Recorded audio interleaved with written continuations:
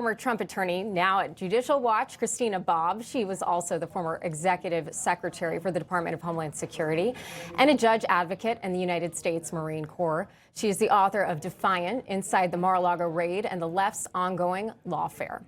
Also joining us, retired U.S. Army Lieutenant Colonel Darin Gaub. He is a former Black Hawk helicopter pilot and battalion commander and a senior geopolitical strategist and the author of Veritas Vincent.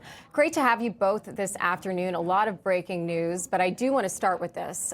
We just heard that report from Alex Salvi, President Trump announcing on Truth Social that the U.S. military will be hitting Iran tonight for a third day in a row, adding that, quote, we will be taking Karg Island and other oil infrastructure points and assume total control of their oil and gas markets. Plus, on top of this, you have Treasury Secretary Scott Bessent saying any damage it inflicts on our allies in the Gulf will be paid for with funds extracted from Iranian accounts, and any tolls paid to the Persian Gulf will be offset by funds extracted from their accounts as well. So every attack Iran launches will only deepen the economic and financial consequences it faces.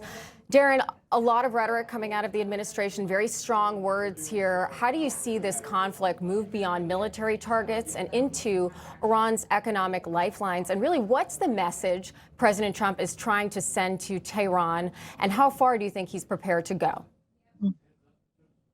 Well, first, I don't think he's going to go much further. He's given them plenty of time. They've had plenty of opportunity to come to the table and sign something meaningful, but I don't expect that they ever will. That's just not their nature. I expected what had happened last night to be exactly how they would do this, which is essentially go back and revisit targets that they had visited before. Not necessarily exact targets, but like targets, meaning the drone structure, the air defense artillery, and other systems that we had to eliminate in order to be able to expand our operations, should we choose to, across the greater part of Iran and make it much less risky to have our aircraft in there, bring in bigger stuff and bring in more stuff if needed. So, this feels like it's culminating pretty soon into something, but the economic warfare has been going on for a while too, and that's had an impact on Iran. I think he just wants to get to a conclusion, and he's given them more than enough time to choose otherwise. Yeah, he's given them numerous off-ramps, and if anything, the president and this administration has shown tremendous restraint. Now, Christina, yesterday, Secretary of War Pete Hegseth, he briefed reporters just before the U.S. was set to launch its latest airstrikes against Iran, but Hegseth was taken aback by some of the questions, specifically one from a reporter. Let's watch.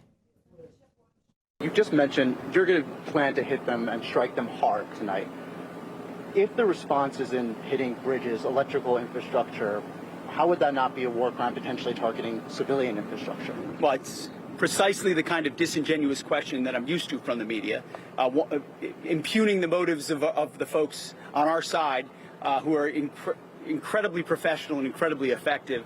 We will hit them hard on our terms, on the targets that improve the environment for us to operate in and undermine the capabilities that Iran wants to have. Christina, I'm curious to get your perspective here. Are we seeing a legitimate debate about the rules of war here, or is this another example of the media second-guessing our military? Well, I think debate is always healthy, and you want to make sure that what our military is doing is within the confines of the law. But the question is completely loaded and bogus because, of course, you can't hit civilian targets just for the sake of hitting civilian targets. But that's not what our military is doing, at least according to Secretary of Defense Pete Hegseth. So the legitimate way to ask the question is, why are those legitimate military targets? What is it about them? For example, you can't hit hospitals unless they're being used as a base to launch missiles, or, they're being used for military purposes. And that very likely and probably is what's happening in these targets that he was discussing. However, we don't know because he had to defend himself on the question rather than just give us the information because of the way the question was phrased. So it's a very disingenuous attempt of the media to try to smear the Secretary of War and, make him and the people working with him as if they're criminals when they're not. And because of the way the media is asking the questions, it's harder for the American people to actually get the real information that we need. Information. Truth is freedom. is Newsmax. It's real news for real people.